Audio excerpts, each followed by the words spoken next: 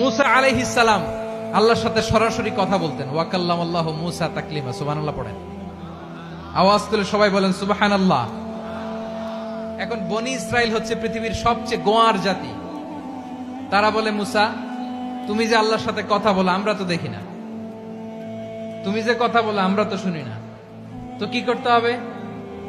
বনি ইসরাইল বলে, আমাদের মধ্য থেকে 70 জন নিয়ে যাইতে হবে তোর পাহাড়ে। ওরা আয়েশা যদি কয় হয় আমরা শুনছি, তাহলে বিশ্বাস করব। কত বড় ডাকাত দেখছেন বনি ইসরাইল। এদের চেয়ে গোয়ার জাতি নাই। এত গোয়ার তুমি করেছো মুসা আলাইহিস সালামের সাথে। তুমি যে আল্লাহর সাথে কথা বলে আমরা তো দেখি, কি করব? 70 জন আমাদের বন্ধু বান্ধব যে যদি দেখে, তারা বললে ওকে আসো, 70 জন আসো। 70 জন নিয়ে গেল। মুসা আলাইহিস সালাম হারুন আলাইহিস সালামকে খেলাফা দিয়ে গেলেন, আল্লাহ ওনাকে নবী বানালেন। মুসা আলাইহিস সালাম বললেন, হারুন খবরদার, বনি ইসরাইলের মধ্যে তাওহীদের বাণী প্রচার করবা, ঐক্য ধরে রাখবা, বিচ্ছিন্ন হতে দিবা না। চলে গেছে। এইদিকে বনি ইসরাইলের এক দুষ্ট লোক ছিল, নাম সামিরি। কি নাম? সামিরি। সে সবাইরে বলল, তোমাদের স্বর্ণগুলো ফালাও।